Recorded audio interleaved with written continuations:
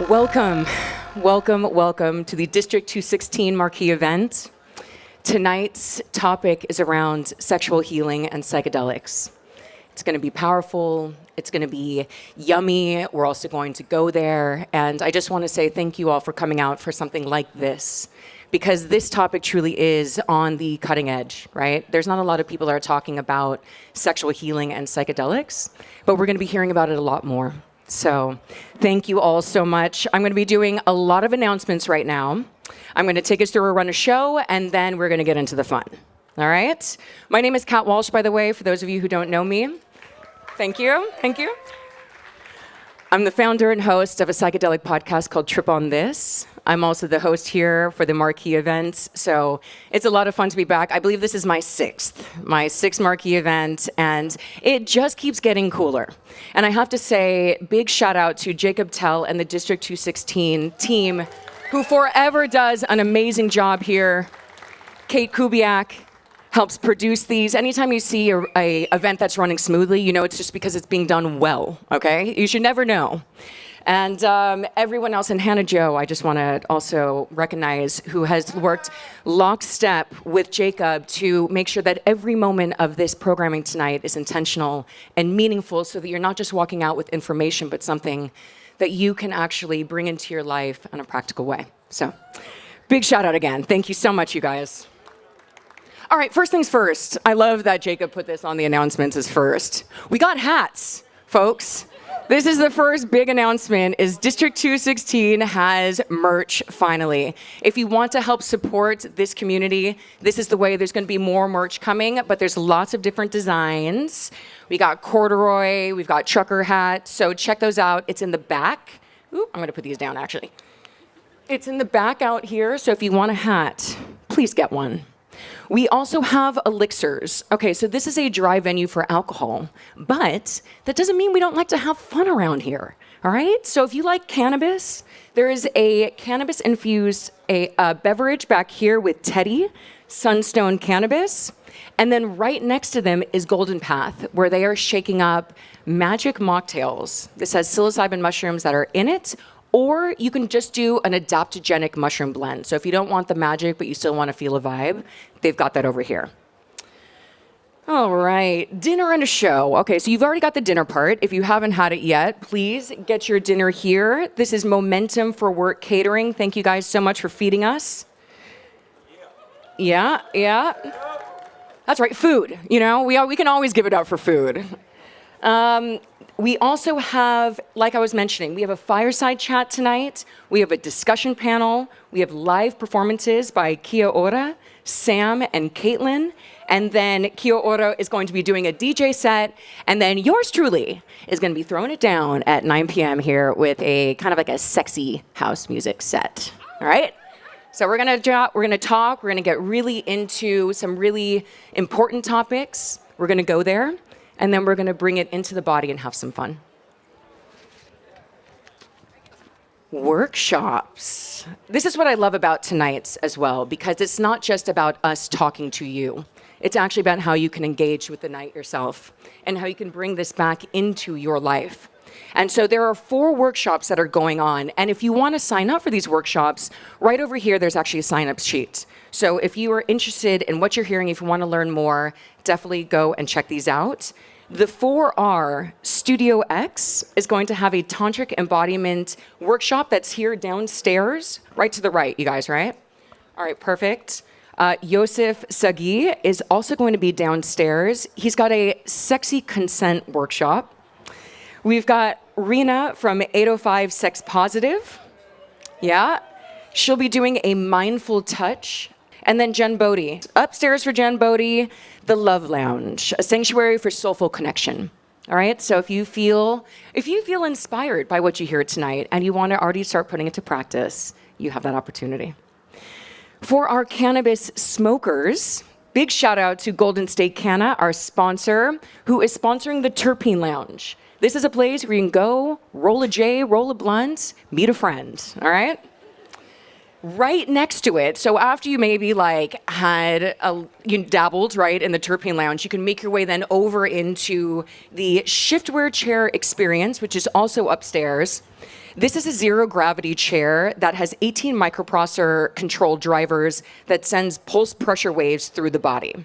There's billions of data points, and basically what it's doing is it's helping to reset your nervous system, reduce inflammation and pain, and also to help restore sleep function. So, let's vibe. All right, sponsors. So much of the reason why this happens is because of the amazing sponsors that are here at District 216.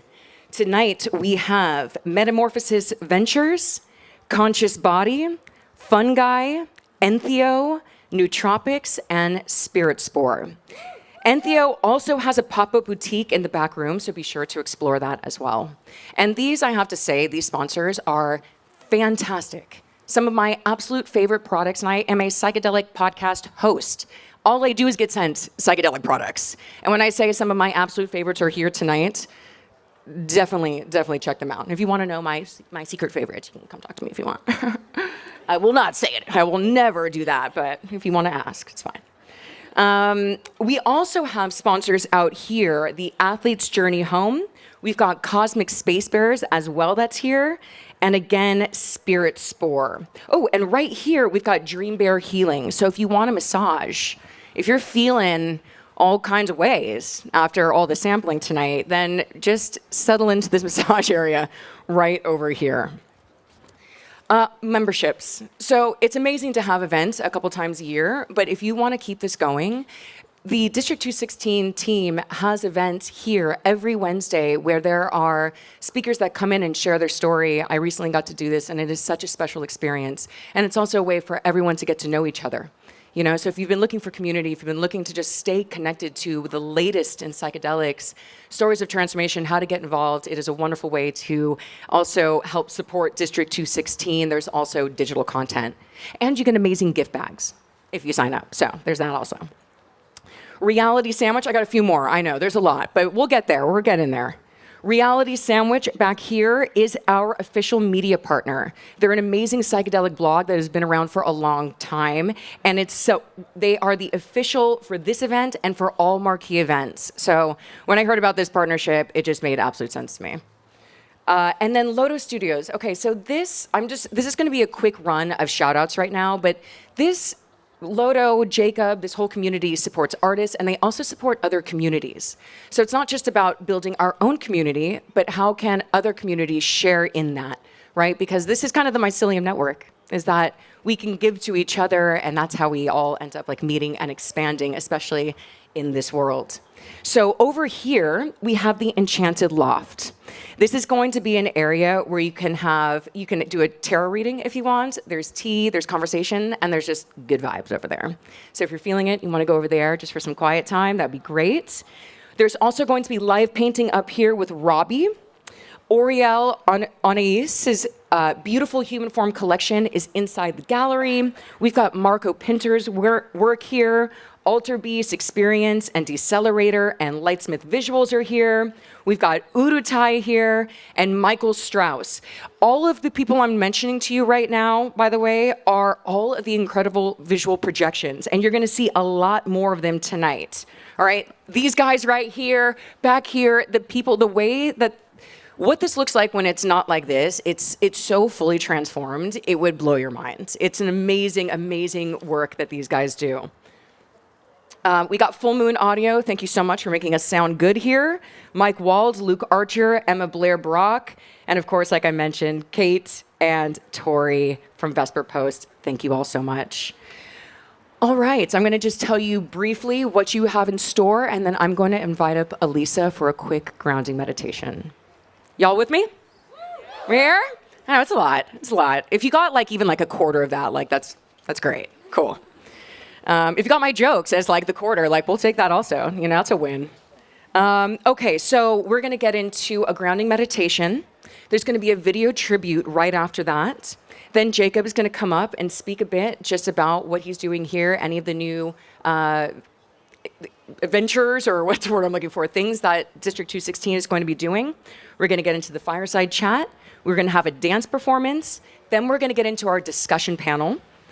we're going to have a live Q&A. So if you did not hear your question answered during the panel, you'll have an opportunity to talk directly to our guests. And then KiaOra is going to be doing a DJ set at 8 p.m. Sam, Charmin, and Caitlin are going to be doing a burlesque song and show. So you definitely don't want to miss that. That's going to be at 8:45 p.m. And then your girl is going to be spinning a house music set. And that's what we got. Alisa Marie, come on up here, girl. Thank you, Kat. Hi, everyone. Welcome. Thank you for being here. We're going to drop into a little meditation after the hustle and bustle and food. So if you have food, maybe place it on your lap. And we're going to close our eyes for a moment and take 3 minutes to tune into your breath. The breath is so much a part of what keeps us alive and vital. Very important. We'll take a deep breath in together, and if you want to sigh out the mouth with me, just making a ha sound. Ha. Do that 2 more times, breathing into your heart space.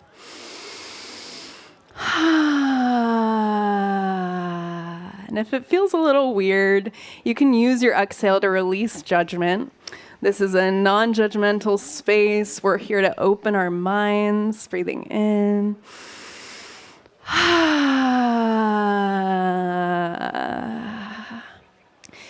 And while we are on the concrete, I want you to imagine the earth beneath the concrete and feel how we're all connected to this earth in this body.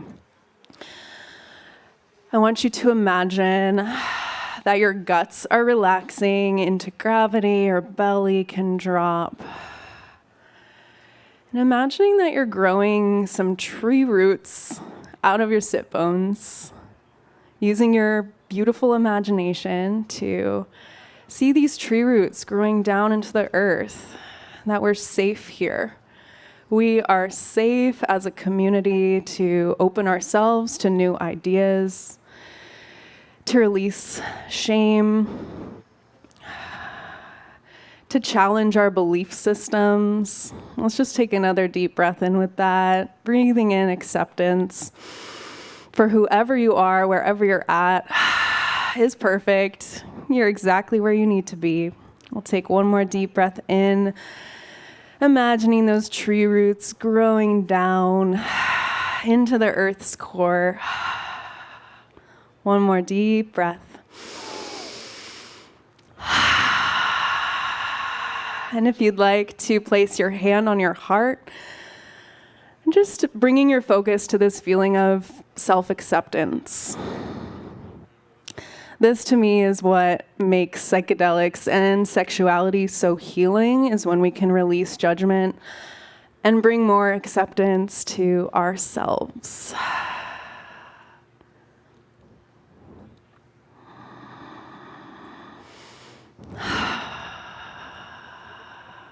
Thank you all for dropping in with me. I love you. I'm excited for this evening. Thank you, Alisa. So, this is our 8th Marquee event in a couple of years now. And we've had about, I want to say, 120 speakers come through here in that time. And one of them is Dr. Robert Gilbert, really special man who sadly left this realm about a month ago. And so I just want to play a quick tribute to Robert.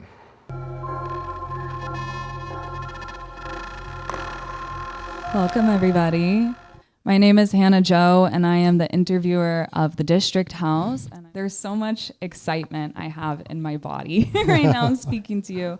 It's really such a wonderful opportunity, and I thank you. Thank you. But I feel curious to understand from your perspective the value of having a relationship to the subtle body, and like why a person would want to be activated in their subtle body or in their energy body.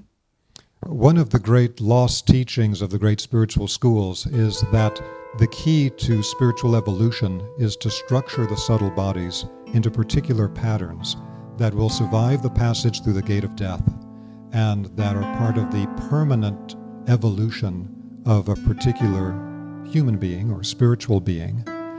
And so it's really the subtle bodies that are, to begin with, our link to the rest of all of creation. The mystery of human life is really that described by the European Rosicrucians, who describe the human race as the spirits of love and freedom. And so with love, we're able to reunite back to the divine plane, back into one, past our separate existence.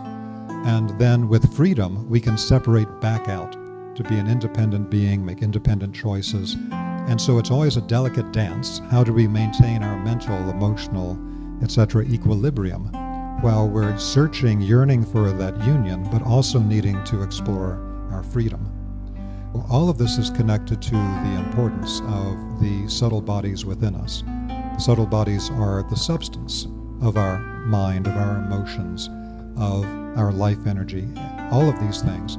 But we really have to always understand what I just mentioned, that they are detachments from the actual planes, from these higher worlds, which is why in the Hermetic tradition we're referred to as the crown of creation or as the microcosm of the macrocosm. We contain within us everything in the higher worlds.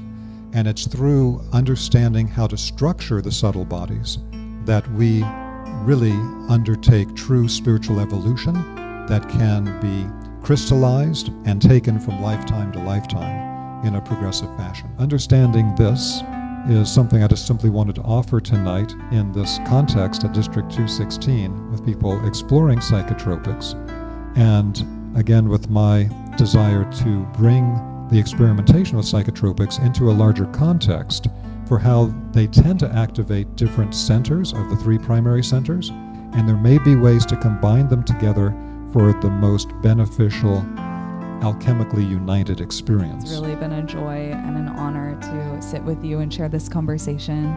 So thank you, and I hope there to be a next time. Wonderful. Thank you so much. It's great to be here. Thank you all for coming. Thank you.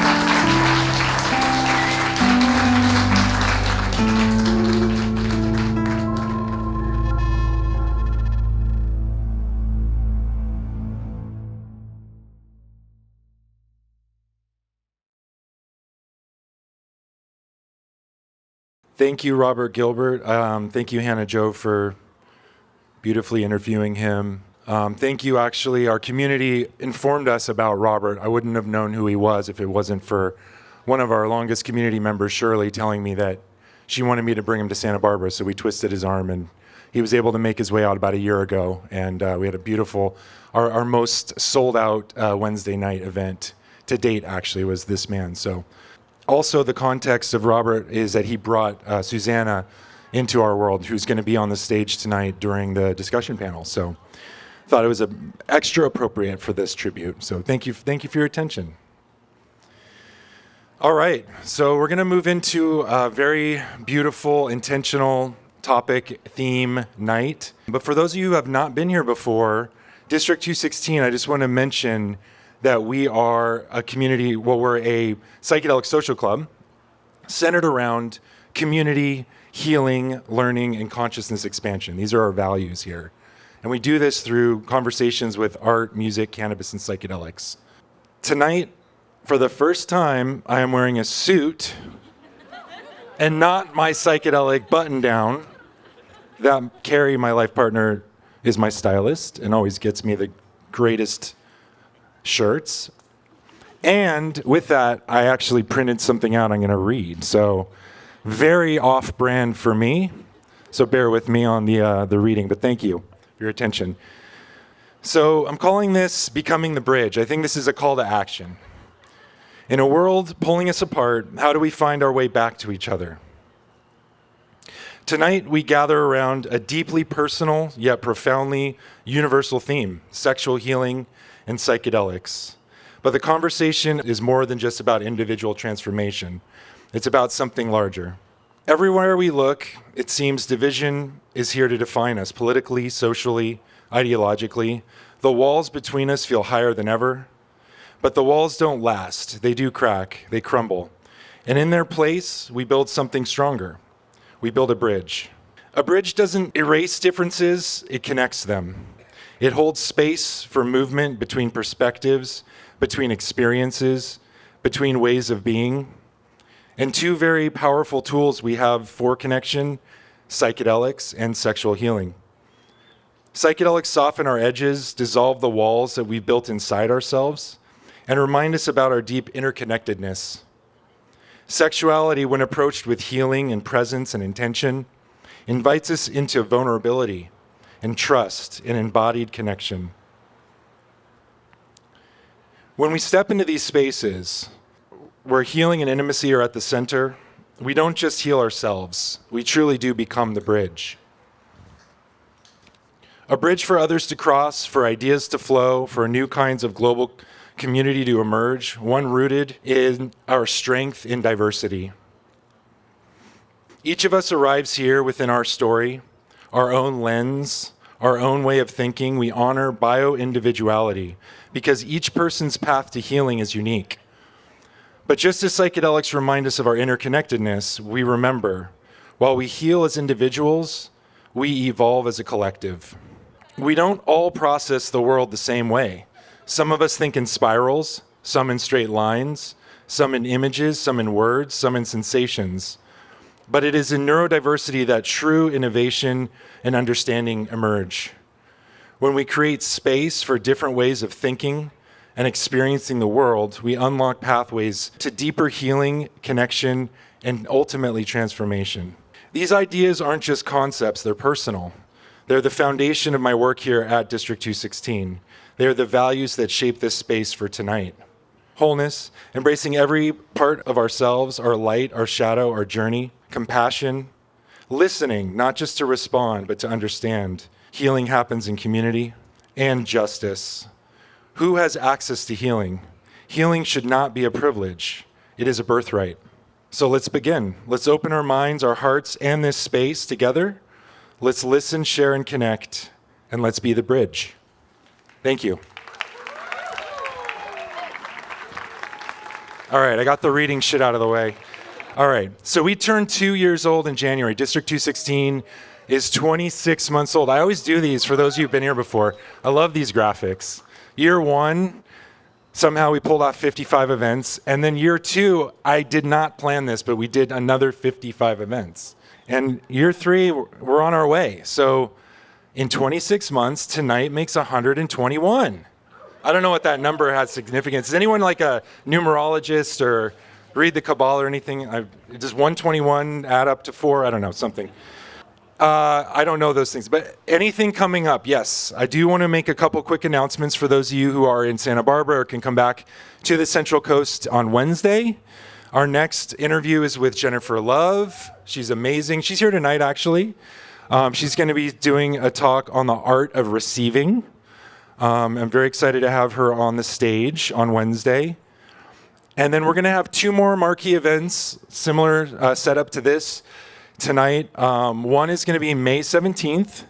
So mark your calendars. We're doing mental wellness and psychedelics because May is Mental Health Awareness Month. And then in September, very excited about death and psychedelics. End of life, ego death. That's going to be September 27th. That'll be a powerful one. And in the middle there, we're actually going to be doing our first off-campus District216 out in Denver. We're going to the MAPS conference. For those of you who are not familiar with the Multidisciplinary Association of Psychedelic Studies, MAPS is putting on their every other year giant conference in Denver, and it's the last time they did in 2023, there was something like 13,000 attendees, the biggest psychedelics gathering in the history of humanity. So they're hoping that this one beats it, and we're going to be doing 2 nights of programming similar to this out there. So if you're going to be in Denver in June, let us know, and we have some special stuff coming up there. And then real quick, the shameless plug of the night, and that's it other than the hats. Kat did shout out the hats. I'm going to shout those out again. The other shameless plug of the night is we have memberships. We're a membership-driven organization. Having that repeatable, predictable revenue helps us put on events like this. There's a few different options. People from all over the globe who are English-speaking can certainly become an online member. You don't have to be in Southern California to enjoy all the content we have. There's articles, there's dozens and dozens, we're approaching 100 interviews and discussion panels that are all filmed, edited, and in this online platform. So you can go in and see all sorts of content, which is really cool. We also have a partner with Journey Ohm, which is a psychedelic concierge service. They're incredible couple, Nico and Susan. They used to run the American Express concierge, and they decided to sell their worldly possessions and get a Sprinter van and travel the country to interview psychedelic guides and therapists and space holders. And they pair seekers and guides, and they really vet these people so you know you can trust who they connect you with. So if you're looking for a particular experience around doing an ayahuasca ceremony or MDMA therapy or psilocybin, ketamine, etc., amazing, amazing service that we now are partnered with. We also have different memberships for people that just want to come to Wednesdays and are afraid of big groups like this. You can become a District House member, and we do interviews, we have roundtable conversations, we do documentary screenings, we have interactive workshops every Wednesday here other than holidays. Of course, we have the Marquee memberships for people that do like large groups, and they can come do all of the events throughout the year. Apparently, we're doing about 55 events a year. Makes your membership go far. And then for brands and organizations, we offer business memberships who would like to get their products and services highlighted to the community. In high school, they used to tell you to like set up your paper. It was like, tell them what they're about to see, then, then they'll see it, and then tell them what they just saw. So I'm going to repeat what you're about to see again. We are going to have a fireside chat here in a moment with Yossef and Hannah Jo. They're incredible, two incredible humans with amazing stories, and I'm very excited to see what transpires in just a moment here. KiaOra is going to do a beautiful dance after that to break up all the talking and get you guys back, all of our ADH brains back into focus. And then our discussion panel with Susannah, Stokes, and Parham, Farsi, and Alisa Marie with Kat moderating. We have some people traveling from pretty far and wide to be here tonight, both on stage as well in the crowd. So I really appreciate everyone for making the effort to come out and be part of this community. Thank you. Last but not least, I want to reiterate what Kat said about Hannah Jo. Every single workshop has been intentionally curated, handpicked, and is just beautiful. So if you're into doing the workshops, there's a few different rooms and schedules around. You can sign up for those. And then we're going to go into our fun music mode, which Kat also mentioned, but I have to give you the visuals to go with it. So you've got KiaOra is going to DJ. Then we have Sam and Caitlin who are going to do a burlesque music performance. And then Kat with her, what did she say? Cool, trippy, sexy house vibe music. Yes, that again.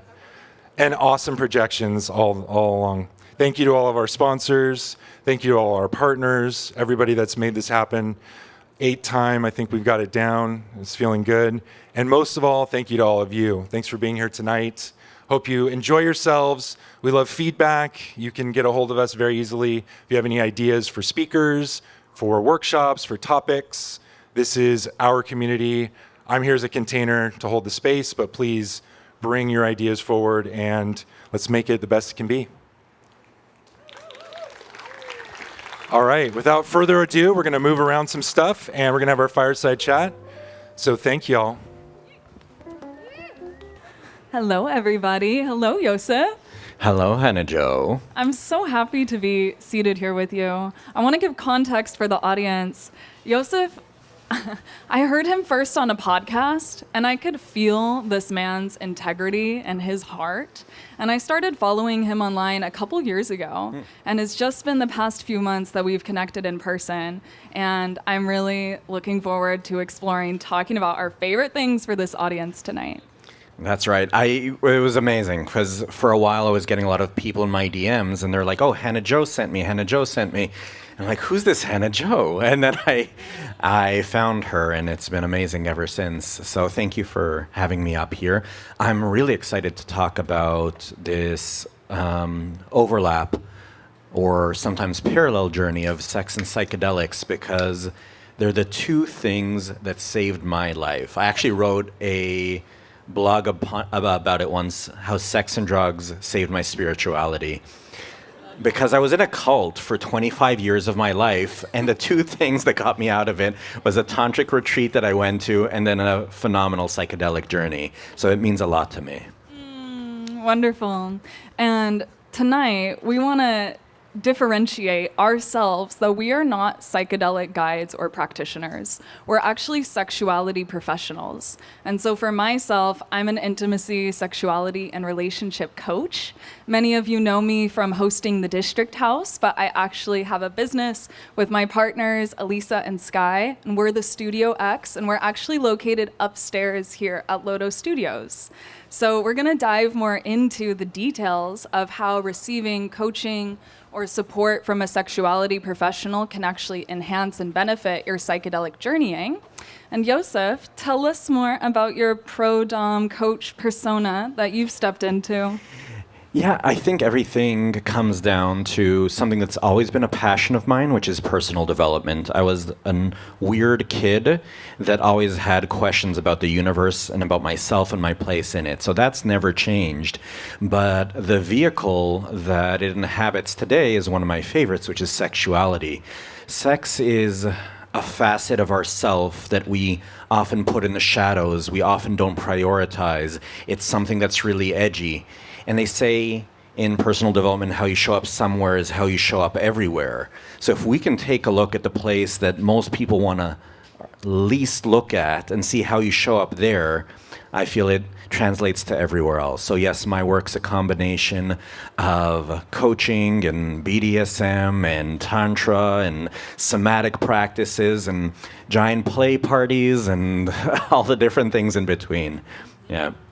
Yeah, I love it. You touched on something really beautiful there, and I want to expand it and talk more about intentional sexuality and how that's similar to creating set and setting for a psychedelic journey.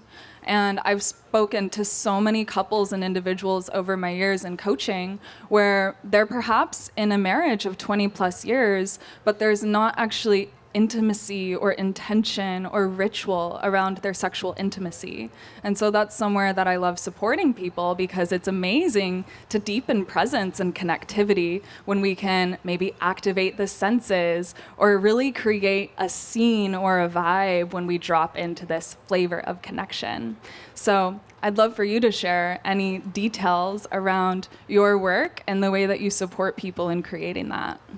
I think the metaphor of psychedelics is brilliant here, because you can go to a club and drop some acid and you'll have an experience, but it's not going to be the same experience as if you are hiring a facilitator who's going to guide your trip and you set an intention at the beginning and you have an integration session afterward. And the same with sexuality. You can go out and have sex and it might be a good time, maybe not, so there's some bad trips out there as well. Or you can hire a professional. You can sit down. You can set an intention. You can prepare yourself, prepare the space. You're held in that space so you know you're safe, and you have someone to challenge and push you in that space as well, and then to help you integrate it.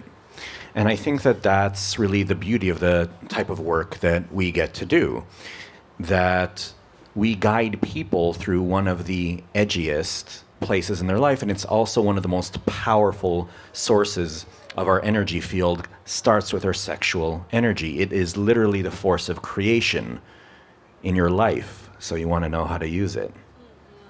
Absolutely. And for myself, a lot of my practice is around leading people to see the shame, the guilt, the fear, maybe the disgust that they carry in their body in relationship to their sexuality or desires. And so a big part of my practice is teaching people how to become aware of those energetics and then how to alchemize and liberate themselves from what they've been carrying, whether that's from the culture, their family, or from their direct experience. And I feel like that skill set is equally as valuable in the psychedelic navigation. And in our practice, we really utilize self-acceptance and a relationship to the heart, because building heart coherence is the alchemy that's essential to release those detrimental emotions. I love that you said self-acceptance, and you mentioned shame earlier. They're the opposites of each other, because shame says, there's something wrong with me. And self-acceptance says, if it's a part of me, it has this divine permission to exist. And I think the work that we do in sexuality, both from a tantric perspective and a BDSM perspective, is this really deep parts work where we discover different facets of ourselves, some of them in the light and some of them in the shadow, some are ego and some are all kinds of things. And we say to each one of those parts, thank you for being a part of me. And we get to choose them consciously instead of letting them lead us. And that's the beauty of first awareness and then self-love and self-acceptance. How do you go about creating that container for your clients? Yeah, I mean, that's the context that we're dropping into. Our sessions are called Tantric Embodiment because we're in the exploration of embodying this core principle of self-acceptance. And it is first an exercise and something we practice really actively and extend to our clients. But just like we exercise our muscles, that same circuitry of self-acceptance can become deeply embodied. So when we are in that psychedelic journey, or when that person cuts us in the dinner line, we have those tools for self-regulation to bring acceptance to that aspect of self that gets activated. So in our sessions, we are intentionally leaning into the edges to explore what arises and then to meet those pockets of energy that have the opportunity to burst in a safe space to then respond with these new tools. And then I specifically love to work with men to support them in bringing these tools into their relationships with women, because I think it's really essential to have an understanding of emotional intimacy and how to bring empathy into people's range. So I really love specifically teaching men these practices so they can extend them to their female partners. Beautiful. So good. Maybe we can have referrals to each other, because I tend to work more with women or with couples, actually. I really love working with couples in order to help them to restore polarity in their relationship. I find that there's like a lot of women out there that are craving leading and dominance from the men, but you can't lead from a follower's position. So I love being able to be there and support couples coming in there to guide the men to be who their women need them to be.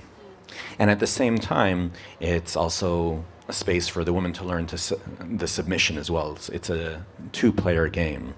So I think that the work you do is amazing, and I believe that the world is awakening more and more to understanding the value of investing in your sexual energy. I think it used to be like, it's like business, health, relationship, but even in the relationship world, no one wants to talk about sex so much. So I think that it's really brave work that we get to do and change some paradigms around that. Yeah, and I want to support us all in releasing shame around the curiosity of exploring sexual healing. Because if you're attracted to that topic, there's something there for you. So I really encourage you all to lean in, whether that's exploring with a practitioner or starting with your solo practice at home. You're here and you said yes to this because there is an exploration for you to find probably more pleasure and more freedom in your life.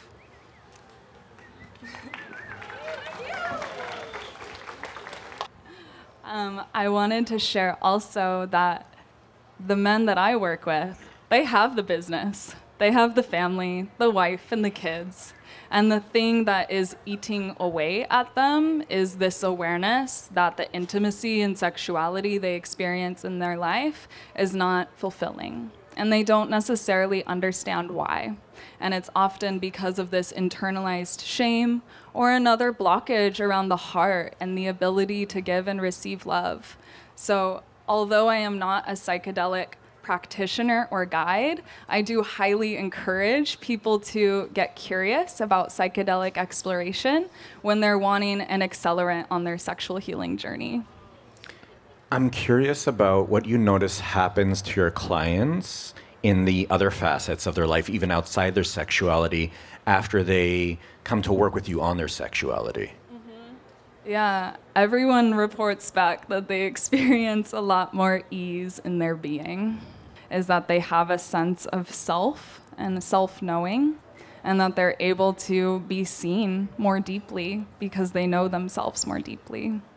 That makes so much sense. When we have these parts that we repress because of the shame, if it doesn't have a healthy outlet, it will find an unhealthy way to get out there. So when you give it space to grow, I can imagine that's why it creates so much ease for people, because you're not fighting yourself anymore. You're flowing with yourself. Yeah. I would love for you to share, Yossef, a little bit more about the core insights that changed the trajectory of your life when you went to this Tantra retreat and had your psychedelic awakening. Yeah, there were two really great ingredients. Because I was into spirituality. I studied Kabbalah, and I was a Kabbalah teacher. I studied for 25 years. I taught for about 15, and I was also a social emotional educator for children. So that was my world. But all of the study that I did around spirituality was very cerebral. And then I find myself at a Tantra retreat. And I didn't sign up for Tantra 101. I did a deep dive tantric massage. I want to become a tantric massage facilitator. So going from this like very repressed world, I'm now naked in a room with 30-something people. There's a new partner each time, massaging each other all over the place.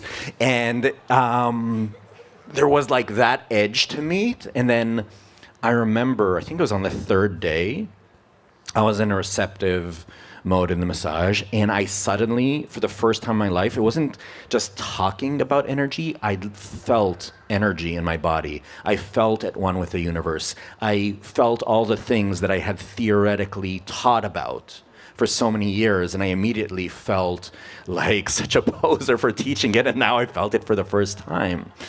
And the psychedelics did something similar, because after that retreat, I was like, oh, I got to get out of this cult that I'm in, but it was still hard for me. I knew I was going to lose my identity and my community, but I was afraid of losing my connection to God or the divine or the universe or whatever it was.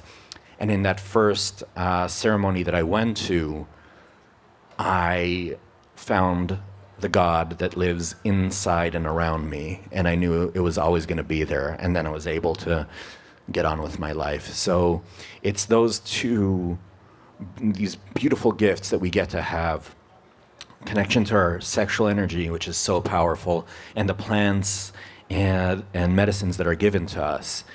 But I think the important thing is to recognize that those aren't the new gods, and that you take the experiences you have from those moments, and they then become a homing beacon for you to guide yourself to. And that's the integration work that's important, or else showing up to work with your daikini or your dom or your plant is just going to become this new false god that you worship and a new addiction that you have. So the integration work is so important. Yes, I second that fully. And I want to share a similar story around my awakening, where heart-forward sacred sexuality was introduced to me in the same scenario as my first psychedelic experience.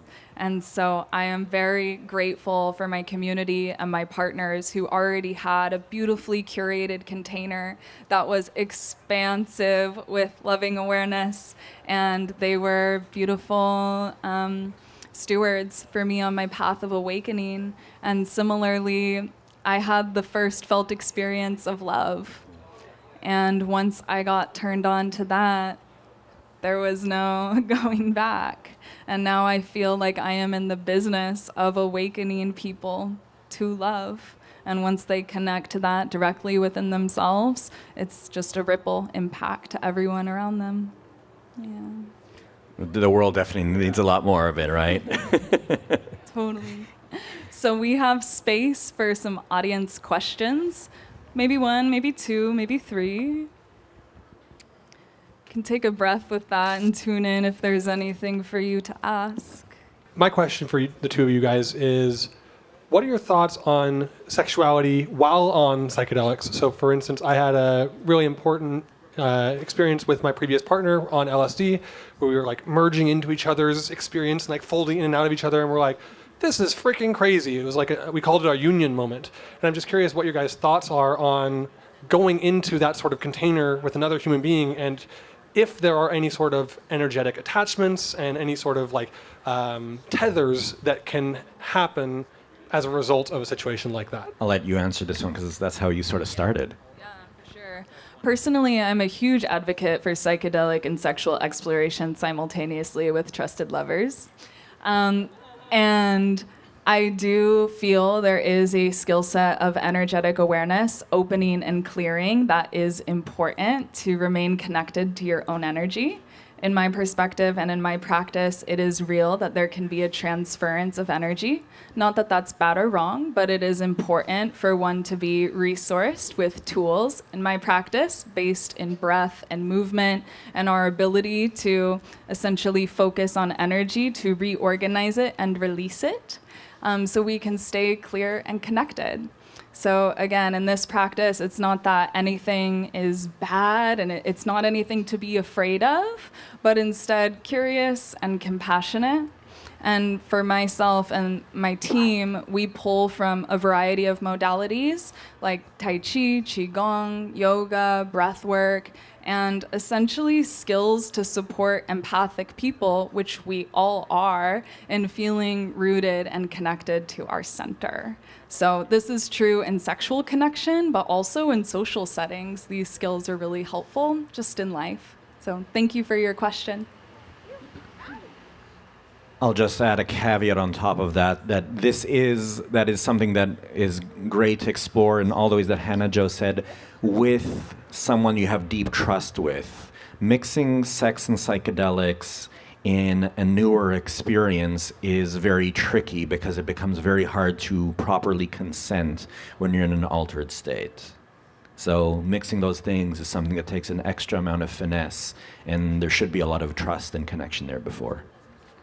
So I have a question regarding family and transitioning from partners and love to love for your father, and how you best suggest reaching somebody that seems to be emotionally not available in the world of sex and psychedelics to cross them over into a very tribal way of being. Yeah, it's a great question. First of all, I am an advocate for doing drugs with your family. I think it's great. I'm still trying to get my family there, but I got my partner did a journey, and she had some family members there, and it was one of the most beautiful things I got to witness. And they're not always available to it, and I understand that. My family as well, as of now, we'll see. But what you still get to do is you get to draw from your anchor points in those experiences. And I think one of the things you'll notice best regulates someone else is when you are self-regulated. And it's hard with family to be regulated because they know exactly what buttons to push because they're the ones that help put them there in the first place, right? But if you can bring yourself to a place of regulation and objectivity and what I like to call an engaged detachment, where you're completely present but detached of expectation, miracles happen there. That is the experience that you have when you reach these deeply blissful states in sex or on psychedelics, but you don't need those to get there. And if you show up that way for your dad, he will feel that through you.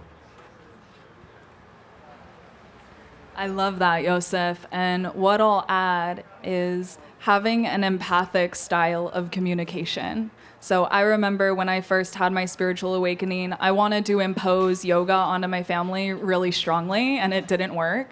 And what I learned is that they need to be invited into even hearing me share my experience. So principles of empathic communication, or NVC, being able to ask, like, hey, can I share with you something that is maybe hard for you to hear, or can I share something that I'm passionate about, but it's a little tricky for me to talk about?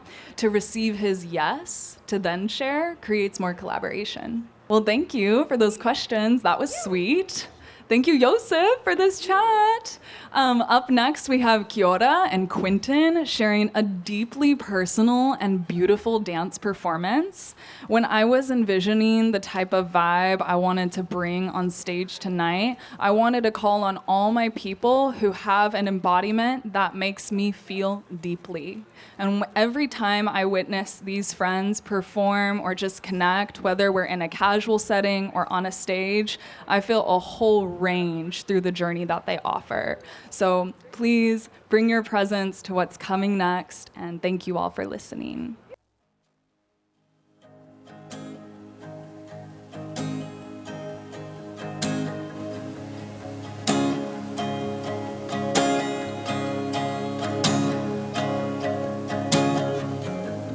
Been traveling these wide roads for so long.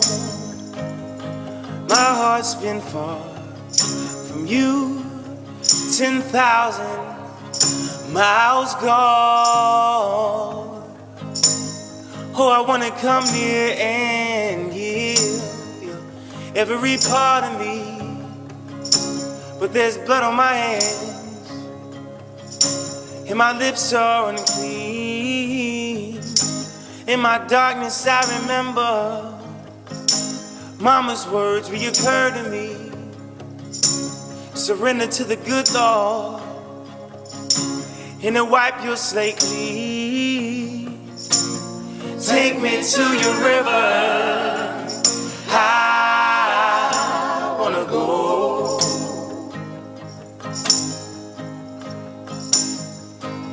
Go. Take me to your river, I wanna know. Oh, I wanna come here and give you every part of me, but there's blood on my hands and my lips are unclean. Take me to your river, I wanna go.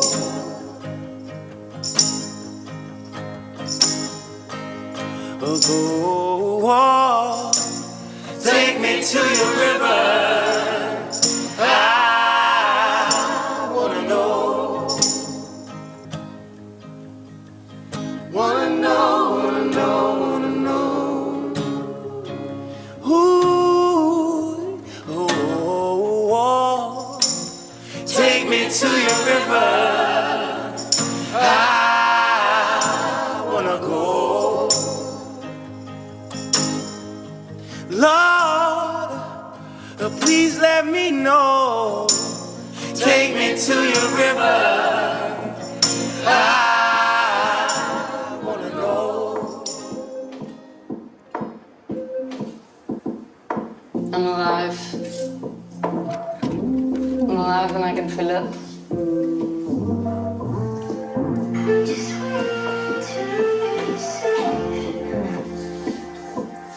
She loves me.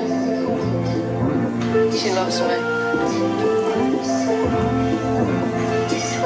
I just stand there.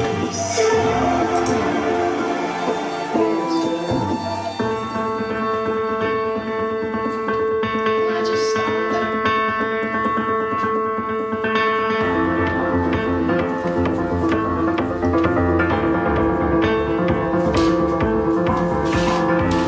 And she looks at me like she's taking photos.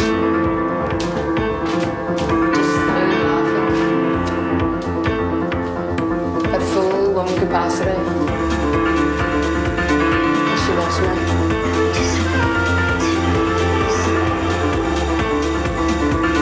I just stand there.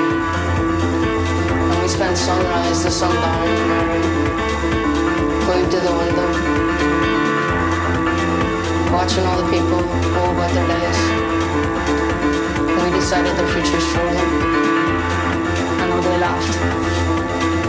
I remember thinking to myself, don't you dare get used to this.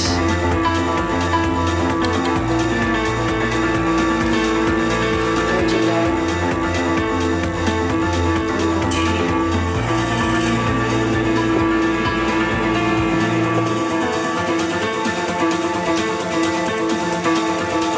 like all four seasons happened in one day.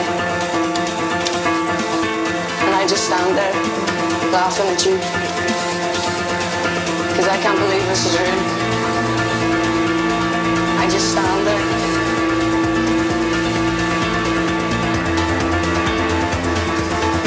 And I just...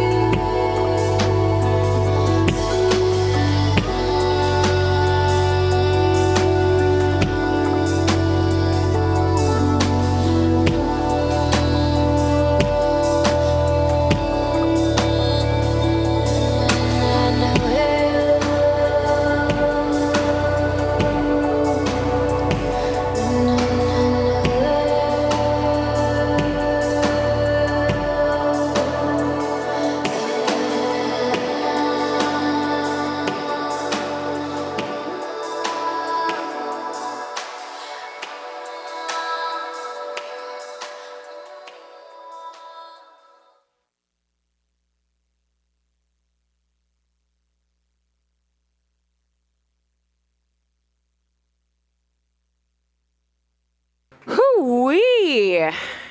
Know what I mean? You guys feel that?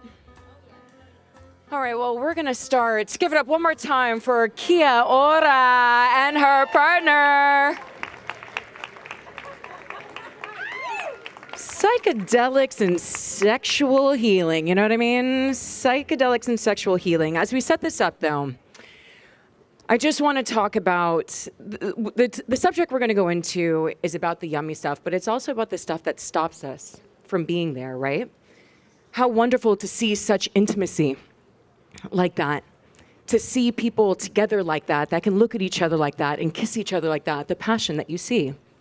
And, you know, in society, everything is based around sex, right? Like even I do my hair, I do my makeup. Even, yes, I know going to the gym is good for our health, but it's also because we want to look good. Let's be honest. For the opposite sex, so much of it, our society is all around sex. And yet, there's so many factors that stop us from having these intimate experiences, that block us from really, truly feeling ecstatic pleasure and ecstatic bliss. Whether that's because of religious beliefs, past experiences, sexual trauma. There's so many different ways that people can, just self-consciousness, right? There's nothing more, doesn't bring out our self-consciousness more than being with another person saying, is this enough? You like me? Right? That's it. This is the kid in all of us comes up so often that we want to be accepted and loved as we are. And that's what this conversation is going to be about, right? Is around psychedelics, because psychedelic healing, when it comes to sexuality, helps us to accept ourselves and to get into our body. Oftentimes we experience sex up here, right? It's a fantasy. We're watching something, but so often we're not here, disconnected completely from our bodies. And so in this conversation, we're going to talk about not just personal stories about how psychedelics have helped not only connect to more ecstatic pleasure, but actually through really serious sexual trauma, and that there's hope. That there is hope, that there you can still have ecstatic pleasure and really look forward to this. And so it is my great honor to introduce my panelists for this conversation around sexual healing and psychedelics. Thank you all so much. All right. Hello, everyone. Hello. Hi. Hi. Hi, hello. I'm going to start by introducing our wonderful panelists, and then we're just going to jump right in. From the far end, we see kisses from Susannah Rose Stokes. Susannah is the co-founder of Metamorphosis Ventures, the House of Embodied Metamorphosis, which is a faith-based organization which uses psilocybin. She's an energy priestess and an embodied consciousness guide who helps awaken others to their true essence.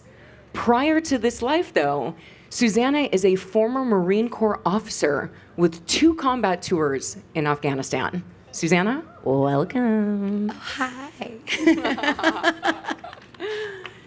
Next up, we have Parham Farsi. Parham is a visionary minister, an integration coach, and a spiritual companion who brings decades of wisdom and cultural depth to guiding individuals through transformative spiritual experiences. Parham, welcome. Hello, thank you for having me. Alisa Marie. Welcome back, my dear. Alisa is a devoted yogi, tantrika, intimacy coach, and intuitive body mentor. Through her love of yoga, she discovered Tantra, the art of embracing all sensations and emotions as aspects of the divine. Welcome our panelists. Round of applause, please. All right, so to set the stage, Susannah, I'd like to talk to you and just talk a little bit about what we've all been touching on, right? Which is, why is the intersection of psychedelics and sexual healing such an important and timely conversation right now? Oof, it is so critical right now.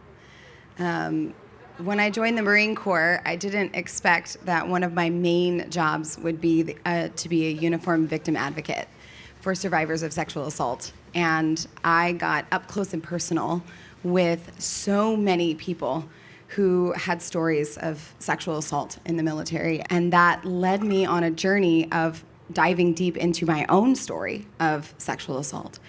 But then it began to open into this knowing that this is actually all about the rise of the feminine, because all of these assaults are really an assault on our creative power. And it's the result of us not putting the womb and the mother at the center of our society. And I think that we are living in this threshold of a great awakening in which the divine feminine is rising to balance the masculine. And this is the moment that we get to heal her within ourselves. So that's why you're all here today. Wow. Yeah, absolutely. For many people, just discussing this topic, though, right, of sexuality, let alone sexual trauma, is overwhelming, full of shame. It's very, very hard for people to even come to this conversation. And Parham, I'd like to know from you, how can people really come to this space so that they can feel safe within themselves, especially with psychedelics? How do they even begin to approach it for themselves? Thank you. Okay, so coming up with the societies, we all live in societies, places, the environment that we are in. And these topics are taboo, right? Like, so you get introduced to them from the beginning as you're a little child. Your experience is, we don't talk about this stuff. You know, like sex is like, shh, no, it's for adults, right? So that's early on, but like then this kind of continues in some societies. We never come back to talk about this stuff. You know, like as a person that grew up in Iran in an Islamic society, was a little separated. It was a little conversations of sex was never a conversation that we had, right? Still to this day, I probably haven't said the word sex in front of my parents, you know? And like, there's different cultures, yeah, we do everything. But like, if you look into societies, there's a level of that everywhere, right? So now, psychedelics with the right set and setting, right? It's very important, with the right set and setting and intentions. Psychedelics are like non-specific amplifiers. They're like, you know, they show things, they make them bigger, grow. But like with the right set and setting, you're able to like go deep within yourself. And first, let's see, what are you? Like, what do you enjoy? Like, what is your truth? You know, like if I remove the pressure of the society, would you say you're straight, you're gay, you're bi? Do you care? Or it's just like pleasure? You know? So like it's about that. Psychedelics helps you drop these like masks, you know, these things that like society is like, you should be like this, you should be like this. Like, you know, and again, I want to emphasize the right set and setting and intentions, right? You need that safety net, you need that safe space to be able to like drop and understand and be able to reevaluate what things mean to you in that space. Thank you. We're going to be talking about that as well. So right now we're setting the stage, but we're going to talk about specific molecules that people are working with when they're going into this kind of work, and what a guided session actually looks like in this space. So we are going to be coming to that. But before I do that, I'd like us to go there, if that's okay, because I think many of us learn from personal stories about how we actually came to this work and why. And oftentimes to be able to share, to be a living example of what healing looks like is a really important part of being able to express it. And so I'd love to hear from all three of you your experience about why this work, how'd you get here, and specifically why psychedelics? What was your psychedelic awakening when it comes to your sexual healing? Alisa? Sure, thank you. Yeah, I want to talk about what makes sexuality healing, because we talk about, you know, sexual trauma that is not healing, but there is opportunity to heal from it through reopening that energy in a safe space to get to know it in a new way.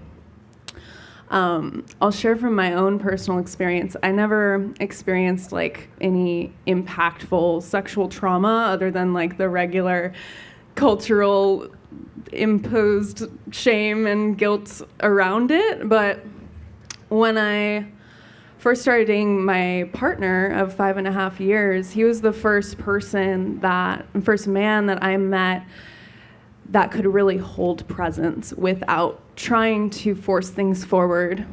And that loving presence and his connection to unconditional love, unconditional acceptance, it just like opened the dam for like a lot of emotions to arise, like whatever guilt I had around receiving pleasure. And this, I remember this feeling in my body like, oh, I should be doing something else, or like, this isn't productive, or like, I'm not worthy of this, like I need to go elsewhere. And it's like that pathway of being held in a really loving, accepting, present space allowed me to see where I had conditioning around feeling guilty for just wanting to feel pleasure. Like, we are human beings, we're in this body. I know that mammals procreate and they do experience a certain level of pleasure, but I think humans especially have this ability to access ecstatic states of bliss that can be actually a very spiritual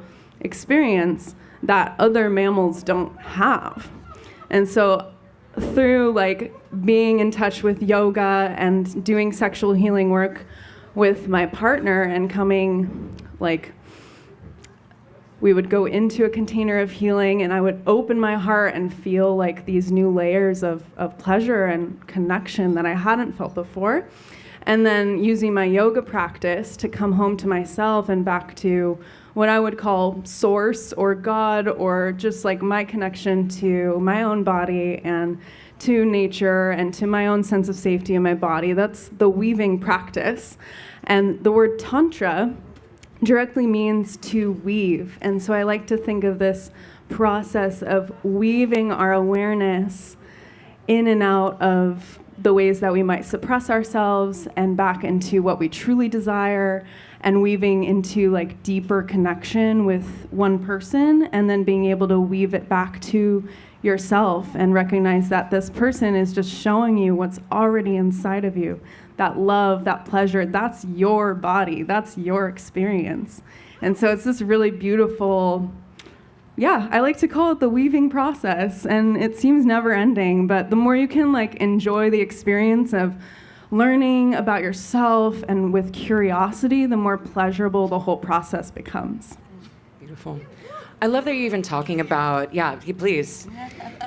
I love that you're even talking about just, there's so many different layers of sexual healing. And I think another word that we can think of tonight is also in a sexual awakening, right? Because I don't think even the most fire tantrika will never say, no, I think I've experienced enough pleasure. I think that's it. I think we're good. I think I've capped out. I've tried it. I think there's always this opportunity for us to not only feel the pleasure in our body, but actually to expand in ways into altered states onto our spiritual practice in completely different ways. And so I love that we're weaving this is such a big term, right? Sexual healing, sexual awakening. But I do want to pass it over to Parham, because I know you've had a different experience with this, and I think this is the beauty of a panel like this, to show all the layers of this story. Thank you. Bringing my full self into this conversation. Unfortunately, like my introduction to the sex and energy of the sexual and the sexual space wasn't it wasn't consensual. It was like I was early on. It was not a good, pleasant experience. So like my registration of this space from early on, it was like a somatic no space, So like anything sex related in my body felt like a no, right? And I wasn't aware of this until most recently even, right?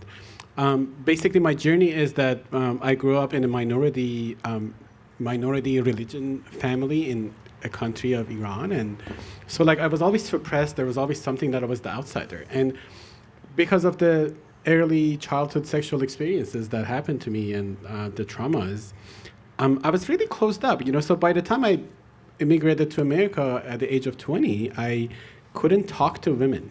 Right, I was the guy on TV that you guys are familiar with. So I'm a living example of that. Like I would go in a bar and I would try and approach people. I was like, I really want to talk to you. I really want to express myself. But there was this part of me that just like, it was a no. It was like, no, we're hurting people by doing that. And I didn't know that at the time, right? Like thankfully, then comes psychedelics. I admit my first use was recreational in a music festival. Thank you for my music family, right, to providing that space for me. And I was able to like, wow, okay, now I can actually breathe. I can actually talk, right? I can actually understand that, oh, interesting, I haven't even felt safe enough as a man to admit that I was molested as a child. Because, it was like, oh, if I say that out loud, I'm not a man anymore. I'm not enough for the society anymore. Right? So, feeling safe in your own body and environment to admit your truth, right? That's what this is about. So, when I came here, then slowly this freedom of the society allowed me to express myself. Oh, yeah. I shared, again, in the music venue, I shared first time with some lady that was just there. I didn't know. I was like, oh, yeah. This happened to me when I was a child. They were like, oh, you should get help.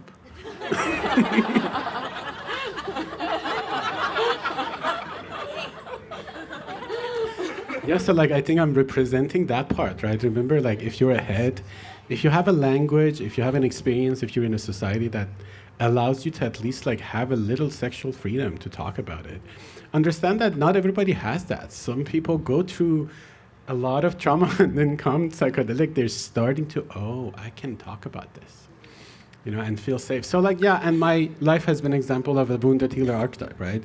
I'm healing, I'm like a lot of experiences I had early on. I came to San Francisco to experience my boundaries, my sexual, I was like, oh, this is a safe space. And people know, they're gonna hold me sacred. And of course not, obviously every phrase, there's things that happen, you learn along the way.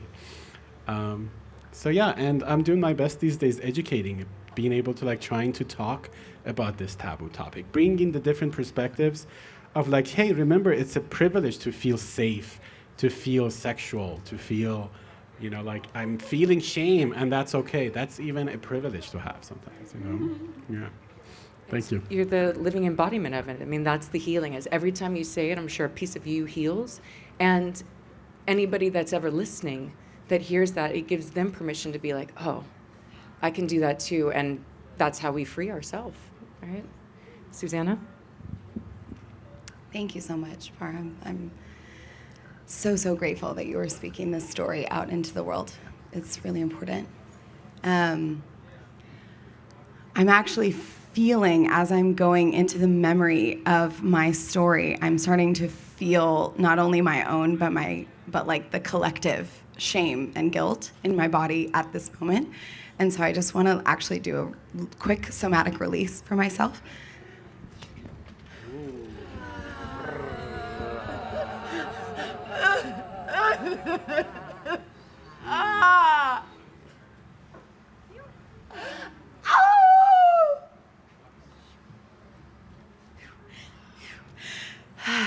Thank you.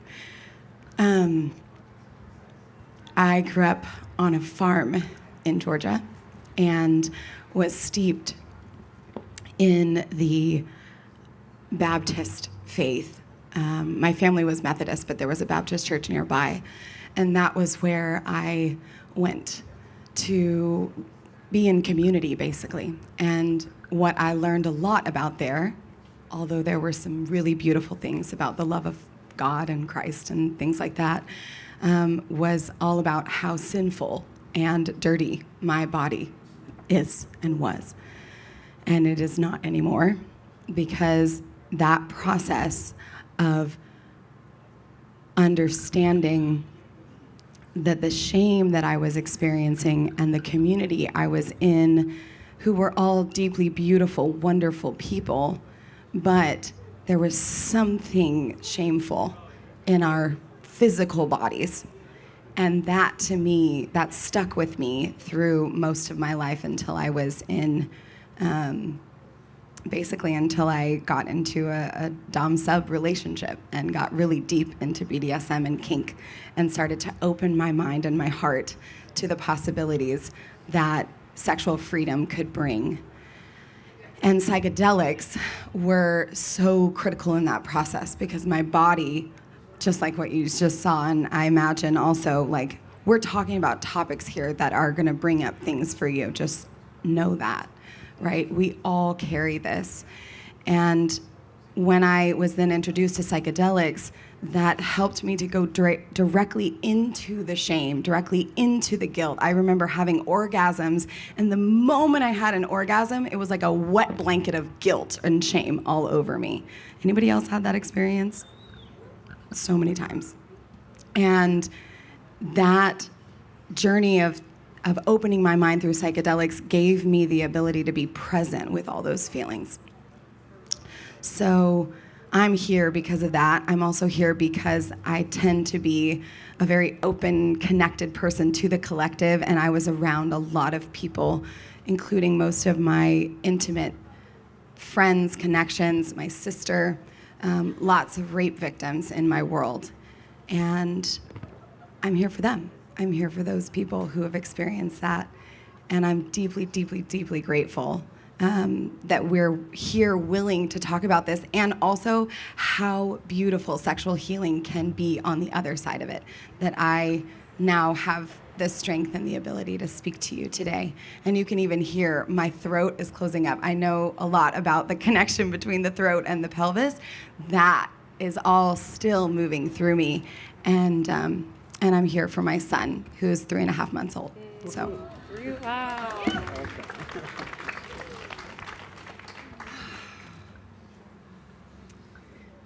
I hear a lot of, both of you brought up shame, right?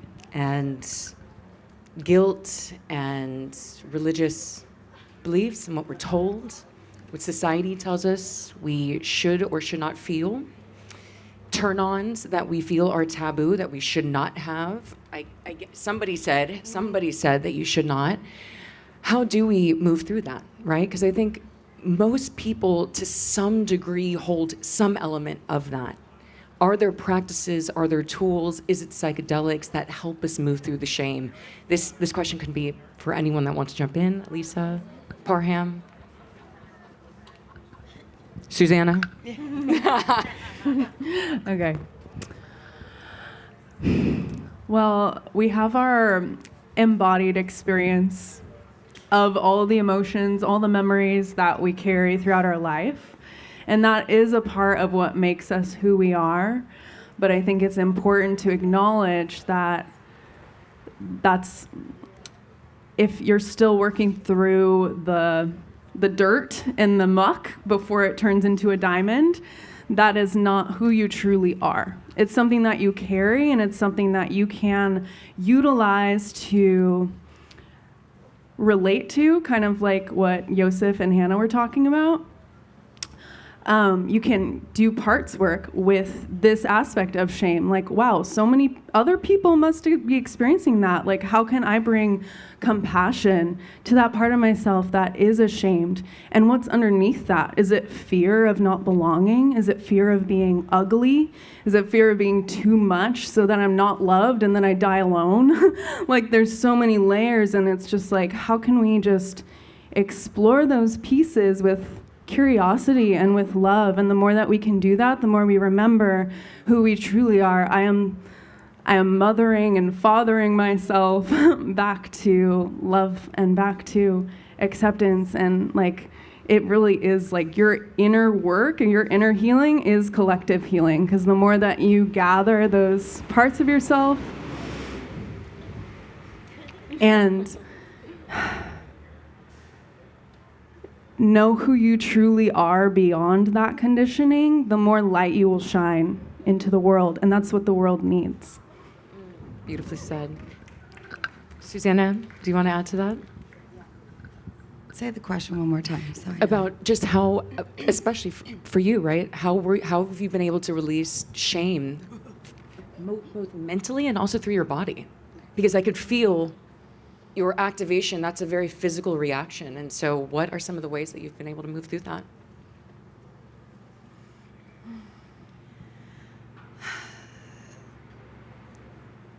Well, we can speak directly to the shame itself. I love your point, Alicia, around acceptance, right? Because if you even look at the emotional frequency chart, the opposite on the other side of neutrality of shame is acceptance. So that is the medicine for shame.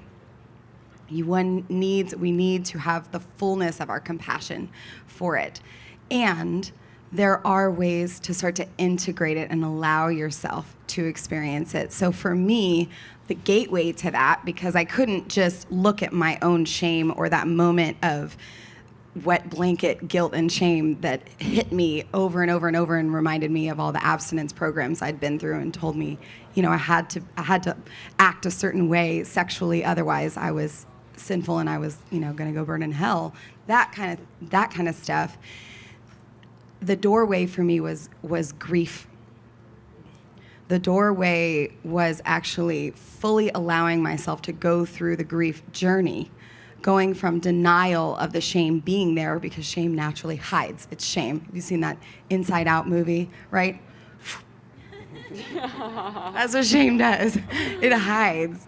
It hides from us, and it slithers into these little parts of our body, and it stays there for a long, long time until you're willing to coax it out. But often the best way to coax it out is through deep grief and allowing yourself to fully open yourself to, oh my gosh, how sad am I that I am not the fullness, like you were saying, the fullness, the biggest, brightest light. What have I been doing not living that light for the last 20 years? Beautiful. Parham, I want to give you an opportunity to speak to this as well, and your own journey on how you were able to be up here and tell us your journey and to come into that state of courage for yourself, because that to me is around acceptance, courage, all of it. Thank you. I'm going to take a little practical approach for this question, Please. right? One of the settings that I used to heal my trauma was a ceremony setting, right? A ceremony setting is basically like, that's what I would recommend. The recommendation of ceremony would look like you start working with somebody and they prepare you, right? They prepare you for the ceremony, or you may call it journey, right? There's usually 2 somatic sessions, that prepare you. The first one, you're going to try and create a map of your childhood, where you were, how you were as a child. Like, were your parents happy? Were you happy? Were you scared of some things, dramatic things? The second session is almost like you somatically check in and create like an intention. Hey, okay, so this is my map. Where am I now in this journey of wholeness? Right? Am I working on shame this time? Am I working on my anger? Is my dad present? My mom is here in my journey, right? So you basically integrate. I see these all as energetic pieces of our body that kind of scattered around. And so like within this container, then usually the ceremony day comes in with the sacrament that's responsible, or sacrament that's right for you, is we choose. And then you take the medicine and you go on this ride that your divine self, your higher self, your inner healer takes you, right? Through that ceremony, you usually travel, you visit some of the memories, some of the stories, some of the assumptions you made, right? And all of these pieces eventually gets you to accept the part of you that was shamed or shameful or whatever that is, right? And then interestingly, it becomes one of your tools. It integrates, like, right, shame, like there's nothing wrong with shame. Shame is a part of our sensations, it's a part of our society somehow. Sometimes we navigate life using that, and it's okay to integrate that as like, oh, shame goes here for me. Okay, I'm gonna put it here and keep it safe. Right? So and then this ceremony follows usually by 2 somatic sessions afterwards, right? That they sit with you, they review what came up, all the connections, all the pieces that you connected together. And then the following session usually is 10 days after or something. And you actually sit down and you're like, okay, I see my life change, my story changed like that. Right? So this is a container that I want to be very specific, because psychedelics do a lot of things, right? We want to kind of narrow it down to this specific time of how do we use it to heal ourselves, right? So this container is I wanted to explain it more practically, what it looks like to me. Yeah, and we'll definitely get into that. When you were talking about shame hiding, it reminded me, I wish I knew who quoted this, but the quote is something like, we're as weak as the secrets we keep. And you can think about that is a shame. The more we feel we cannot show our fullest self to others, we don't feel that they're loving us fully because we're not showing you everything fully, right? So as much as we reveal ourselves is the direct feedback of how much we allow ourselves to be loved. And so this is why it's a deeper journey. It doesn't just start suddenly, right? Because we have to get to the place in ourselves where we can accept it, see it, start to verbalize it if that's our path. And then it doesn't have the power over us anymore, because shame holds power when it's forced into the shadows, right? When it's secret, then it can get us. And but I love what you were saying too, Parham, about not demonizing. It doesn't have to be hiding under the bed. I love the nuance of also welcoming it also to the table, being like, okay, what do you want to teach? Are you trying to keep me safe? Do you think that maybe if I tell someone this, I'm going to lose a friend? People aren't going to respect me anymore if I say this? So it's very real, and I think this is the kind of dialogue, the contemplation that this space, whether it's psychedelic or not, can draw out. I want to talk a little bit about body awareness as well, and Alisa, I think you'd be a great person to start with this. It's just, what role does body awareness play, both in personal practices and sexual exploration, and then also in psychedelics, right? What is that? What does it even mean to have body awareness? Totally. Well, I love what you were saying about welcoming shame and kind of getting used to that feeling. It made me think of, sorry. Twice? Come on. Not Alisa. Leave her alone, folks. I'm just kidding. Go ahead. It made me think of the nervous system. The nervous system is a very intelligent system in our body that connects our physical body with our mind, with our brain. And often when we store shame and when that shame gets triggered, the nervous system goes into protection mode. It goes into a fight or flight response. And this is why I think somatic work, which is basically the practice of bringing your conscious awareness to the sensations in your body, to the insides, to the textures in your body, that can support us in expanding our capacity to be present with the sensations of disgust or guilt or shame. Because often, like, that's the impulse, is to push it away. Nope, I don't want to look at that. And so the more that we can practice becoming aware of when our nervous system goes into a triggered state, which many of us in society are honestly operating in a survival mode so much of the time, which is why psychedelics is very supportive, such as MDMA and psilocybin, because they can help our nervous system reset into a state of homeostasis so that we can actually create space to open that shame door and look at it and be like, hey, and like be able to see it in an objective way and also be able to feel it and move it through the body. And I like using sound. I'm a singer and a dancer, and so I really like to use the voice because the voice is our vibrational instrument. It can literally rattle emotions that have been stagnant in the body.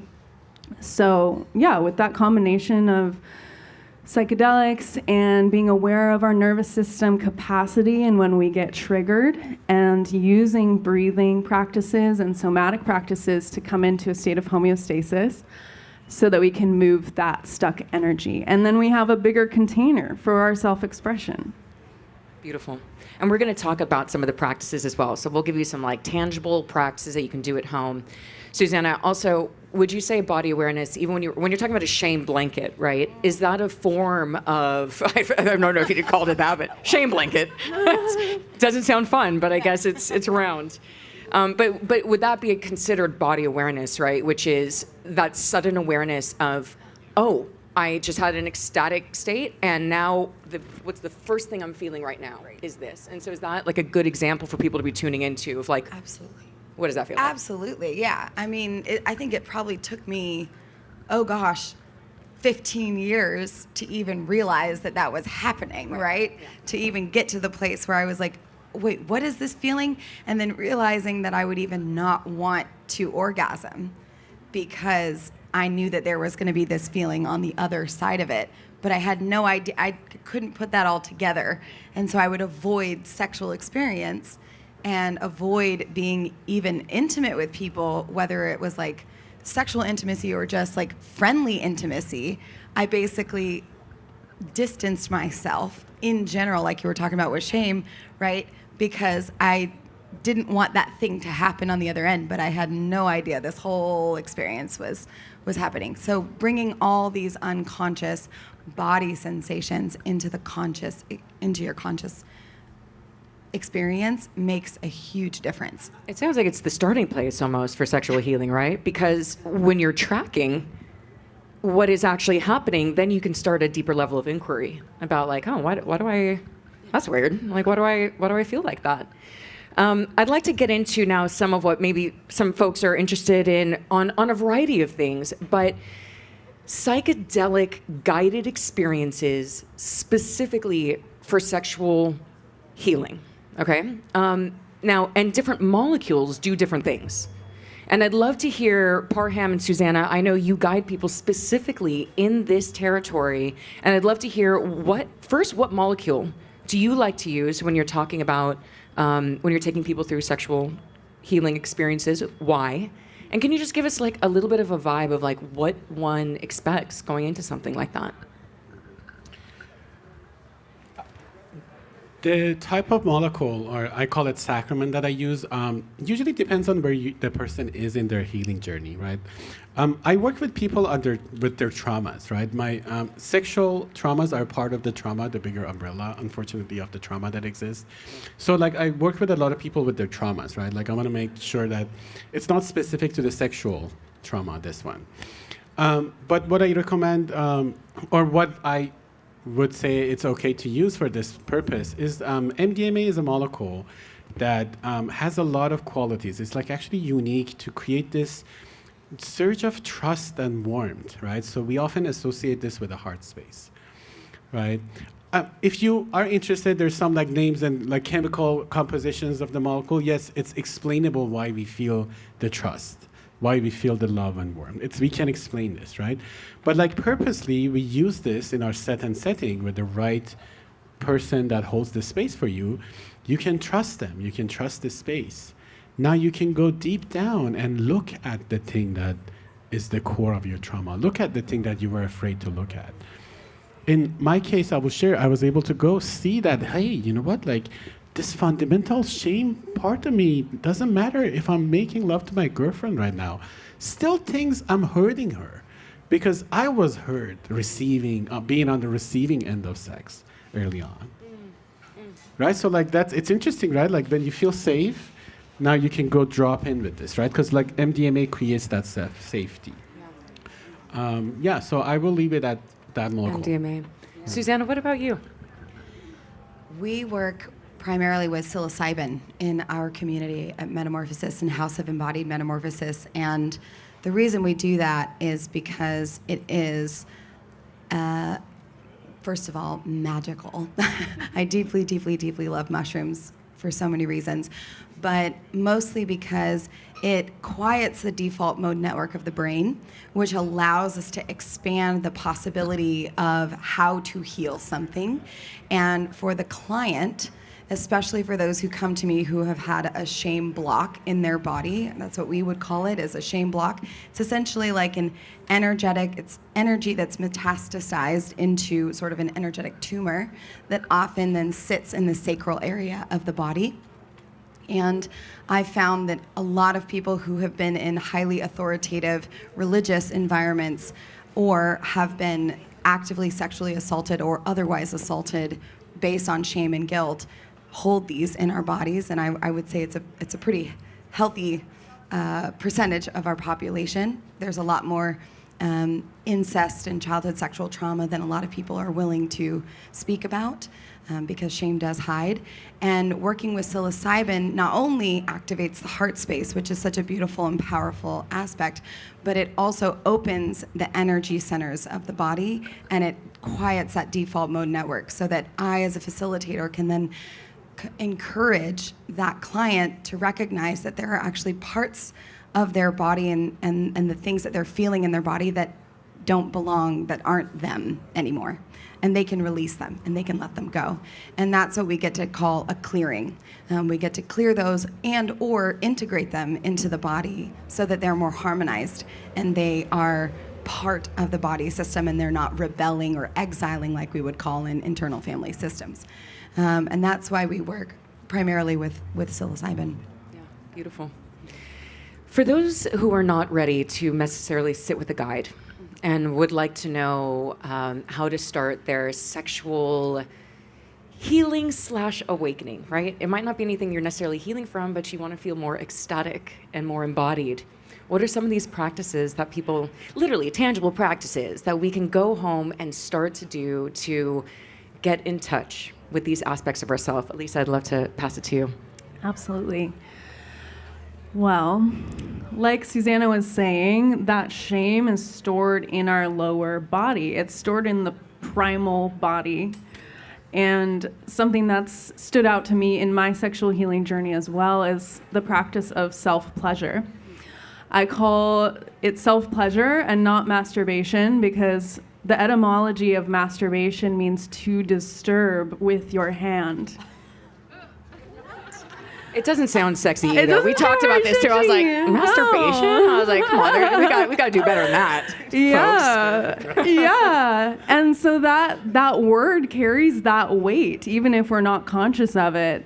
We treat masturbation as something to hide, something to do fast, something to just like alleviate stress, which it can for sure. But I like to call it self-pleasure because for me, it's a connection with my practice of self-love. Like, our body is a part of us and we inhabit this body, and so bringing love to every part of our body is a practice of self-love. So if you want to practice a sexual healing thing with yourself this weekend, I would invite you to hold your genitals and put one hand on your heart and one hand on your genitals and take some deep breaths and just notice what arises. Notice how you might have abused that area of your body. Notice how you might have utilized it in a way that's not loving. And that's an inquiry practice. So maybe even just for 10 minutes and then journaling about your experience and discover how you would like to shift that relationship to your body, to your primal essence, to your pleasure, which is inspiring. Like when we feel pleasure, we feel enjoyment, and that's inspiring. Like it's inspiring to enjoy ourselves, right? But there's so much conditioning around the sexual organs and masturbation. So, yeah, that is my insight. What are your thoughts on, as a practice, even just like focusing on sensation and not climaxing? Like, because I feel like there's a end goal, right? Like, I think there's just a natural, and it's also, we teach the brain, it's like, it's an efficiency machine. So like, what's the quickest way to an orgasm? It's this fantasy, like whatever. Like it's, and how do are there practices to shift that away from, here's my quickest source to orgasm, which is not necessarily a self-love practice. That's achieving the stress relief pop of energy, and then I can go to bed. What? I'm not trying to. Do you guys feel like you're in my bedroom right now? I'm just kidding. So real. So real. I'm just kidding. Now I can go to There's bed. a lot of self-love here. It's self-pleasure. But Susannah, I'd love for you to talk at all about like just, are there more like erotic practices, especially with like a microdose, where maybe it's not about, like the orgasm and more about just feeling? Yes.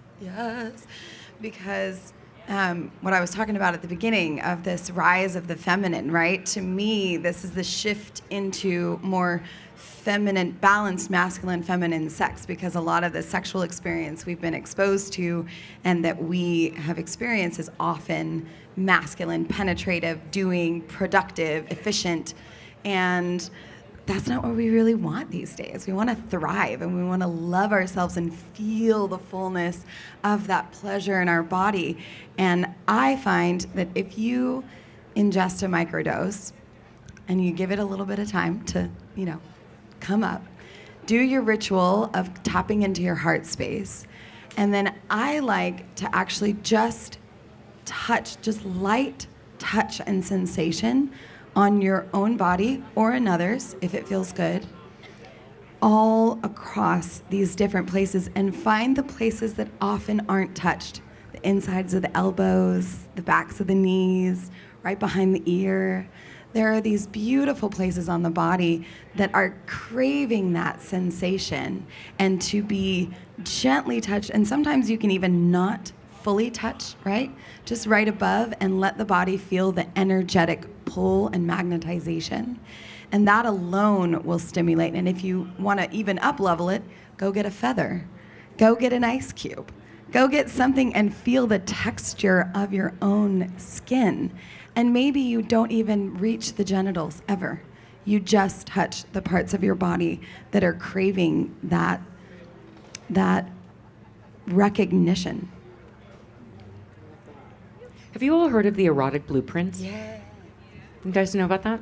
If you haven't, this is just a quick it's basically 5 archetypes of sexuality and what turns us on, and one of those is energetic, which is, it's the anticipation of a sexual experience. It's actually not necessarily the sex at all. And so it's called erotic blueprints. You can actually find out, and you can actually see compatibility-wise with partners of like, this is what turns me on, oh, that's what turns you on, and you can find places where you can open up different sexual practices together based on your erotic blueprint. So I just want to quickly shout that out because it was reminding me of that.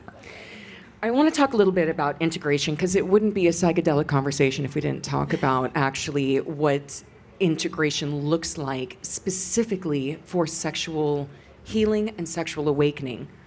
Is this journaling? Is this the psychedelic integration that we know? Are there any particular practices, breathwork, anything like that specifically for this that you like to bring into your own, that you like to recommend to clients? Parham? I'll kick us off with this one. Let me talk about what integration is a little bit. and why is it important? I'm going to use myself as an example. You know, like when I started going deep and I found out my trauma and I realized, oh, so fundamentally I was taught wrong with the sex and sexual energy, and I'm doing something bad if I'm touching them. It's like I'm hurting them and all of that, right? So I was able to get to the core memory and watch myself form that belief, right? And psychedelics helped me to see that belief and like, yes, I flipped the switch on the belief, right? But like you think automatically everything just changes. Now all of a sudden I'm walking the street, I'm this happy person that's sex, wow. So good, somebody sex me.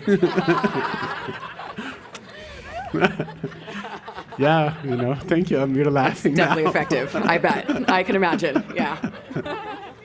So integration means like actually changing your life. Your friends sometimes change, your location change, your environment change, your partners change, you know, and somehow integrating this new belief, new setting that you have within your nervous system into your life, right? That's what integration is.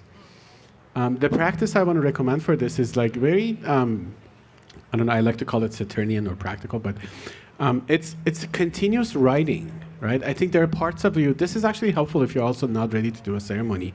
Try and integrate it first. It's basically, you grab a piece of paper, you create a setting for yourself, light a candle, create an opening act to your ceremony, to your space.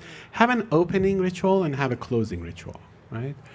And then sit, and the rule of this is that you can use your right hand, left hand, whatever, dominant, undominant, just put your hand down and start writing. The rule of this is you don't stop for 20 minutes or 30 minutes that you set the timer of your container for. And you just, if you get stuck, you just keep writing the last word, right? Like, and the idea in this context would be to give the part of you that might experience sexual trauma, or the part of you that has a desire, maybe, a part of you that try and set your theme on sexual healing if you're trying to do that. You can use the continuous journaling for everything almost, right? But in this context, I would ask my sexual trauma or my desire to write. And I allow it to write for 20 minutes, right? Sometimes it's the intention of you getting this out of you, right? It's like you may not even have to read it again. It's okay, you know? But like try and give the part of you voice to be able to come out in the safety of your own space. Right? Thank you. We've got time for one more question, then I'm going to open it up for audience questions. And this is going to be for all three of you, which is just, what is one piece of wisdom that you'd like to leave people with if they are inspired, they're ready, and they want to begin? What's first? What's next? How would you approach it if you were just beginning now? Or why don't we just go right down the line? Alisa? All right. For me, I think everyone is different. Like some people are more operating from logic in order to feel safe to drop into their feeling body. And some people feel more safe starting with feeling and processing their emotions and then intellectualizing it, understanding it.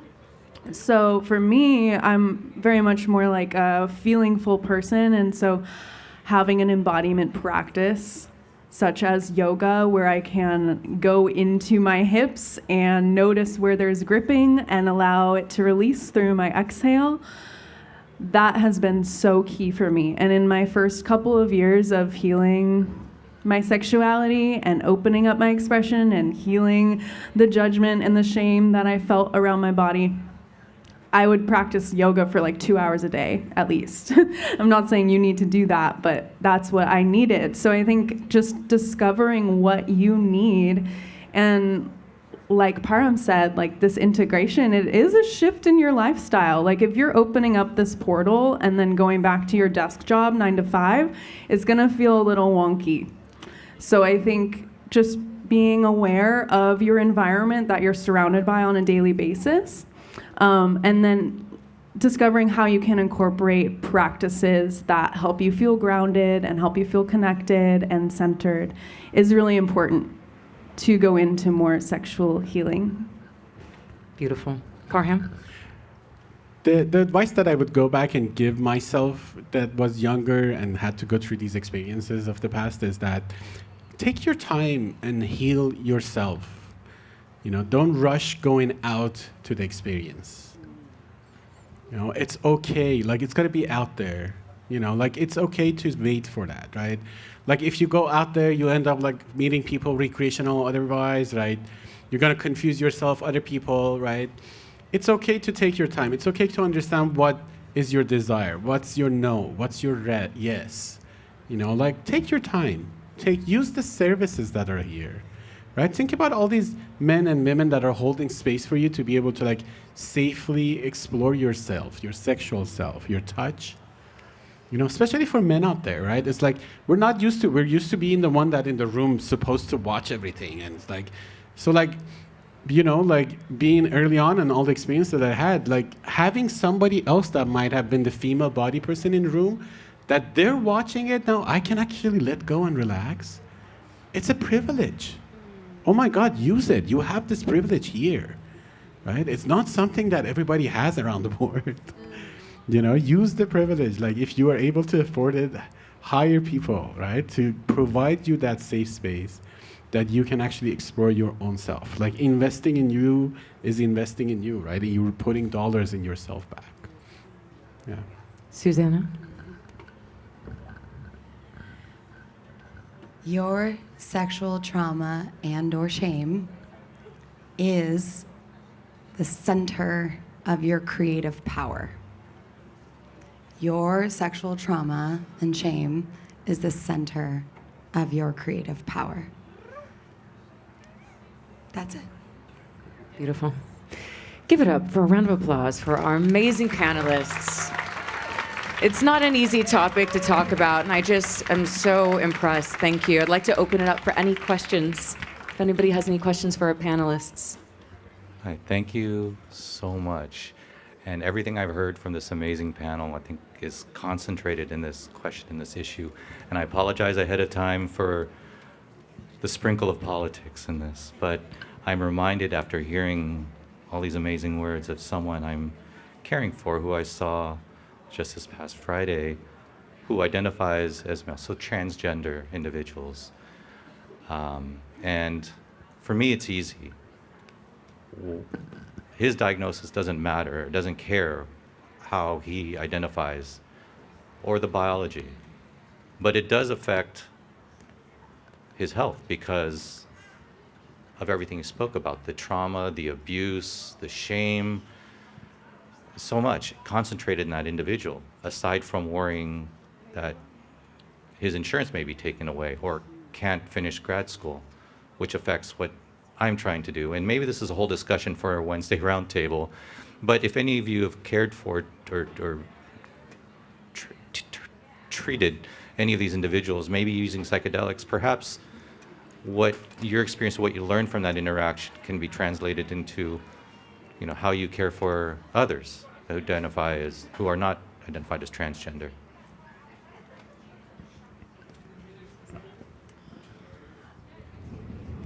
Well, I can't say that I am a professional in that specific, like, for transgender people, but I do know that we are all human, and the system that has been created does separate us and does make people less privileged than others.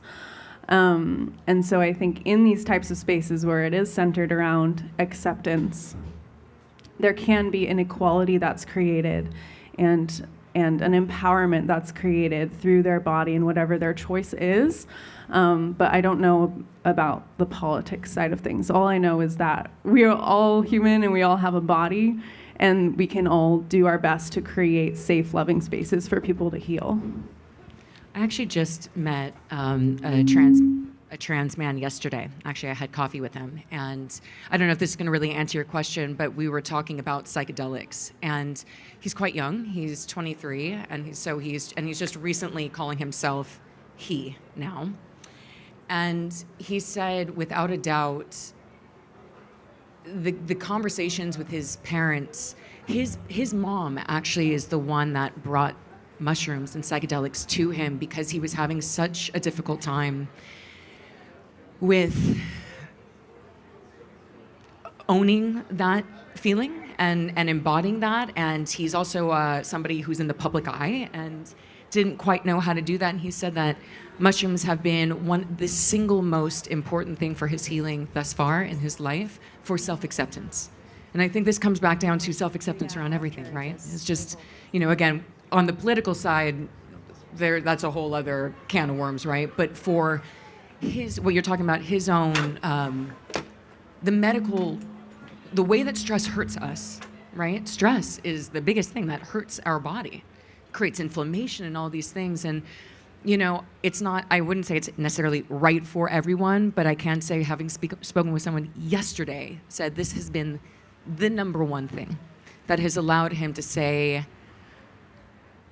call me, he, him, basically, right? And to really, and I can still see his, he's getting his footing with it still, but it's happening. So I hope that answers somewhat of your question. Is there any other questions? Yes. I'd like to add, there's a few resources that I know about. Being in Bay Area, we're a little more open in these topics. There's a few groups that I'm specifically a part of that hold, they're guides and practitioners that hold space for people with similar issues and traumas, LGBT community, and I'll be happy to connect to you after the show. Like, please come, we can connect them, right?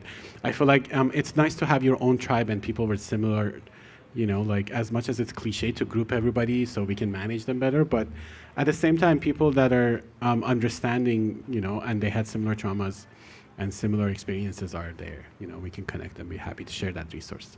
Thank you. All right, that is all. Thank you all so much for listening. One more round of applause for our panelists.